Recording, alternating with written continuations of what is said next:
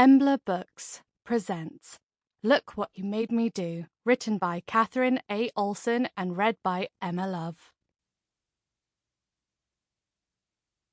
Chapter 1.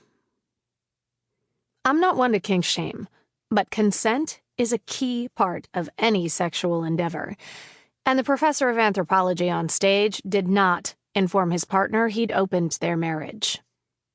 Did I mention his wife, the mother of his 3 children, has stage 3 breast cancer? That's my cue to enter the Herbst Theater in San Francisco and interrupt his TEDx talk. I make my way down the aisle and settle into an empty seat at the beautiful Beaux Arts building, enjoying the dimmed lights and pleasant anonymity among the audience, my dark hair hidden beneath a wavy blonde wig. If I had popcorn, I'd be crunching. Most of my cases are not so cut and dried.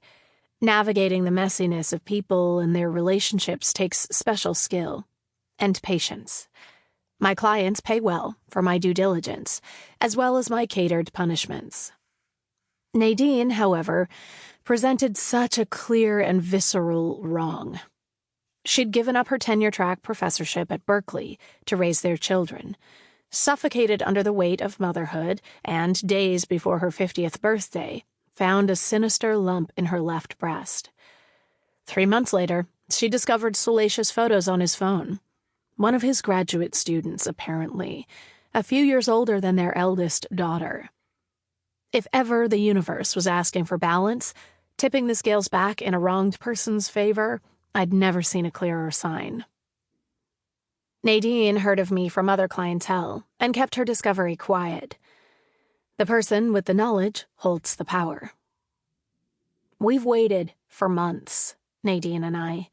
My business requires a strange intimacy. To do my job well, my clients must crack open their hearts and expunge their greatest hurts. When I know the scope of others' betrayals, I know what shape justice might take. Like capturing photographs of her self-important, philandering husband and the graduate student. Like waiting for the TEDx conference in San Francisco to strike. Under his biography, he's listed as an anthropologist/philosopher/provocateur. And I could have told you then he was a narcissist with an overly inflated opinion of himself. But hey, no harm in gathering evidence. After all, he'd left so much. The unsolicited dick pics alone, are they ever solicited? Inquiring minds want to know. Could have filled a whole photo album. The world's worst. Our historical record shows humans were not destined to live in strictly monogamous relationships. Rather, monogamy is but a mere cultural construct. The provocateur/wanker on stage is doing well so far, making eye contact with the audience, me included. Once. Twice. A third time. It's far from accidental. Even now he searches to replace his wife. Perhaps he wonders whether I'll gush to him later about his performance. Perhaps he hopes. Soon, though, his presentation will take a turn. Little does he know I swapped his PowerPoint for my own before he began his screed, and left him with an identical remote with no batteries.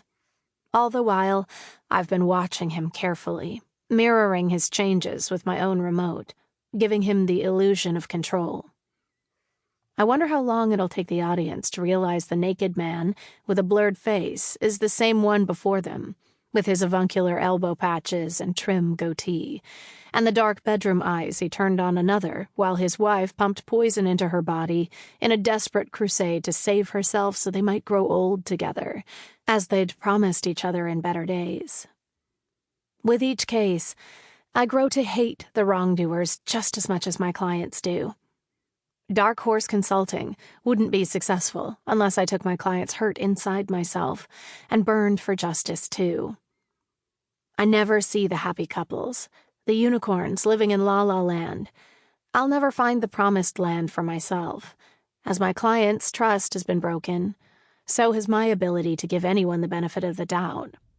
I've seen too much. Full stop. The spy cam freeze frame fills the screen. A man and woman having sex atop a luxury Sample complete. Ready to continue?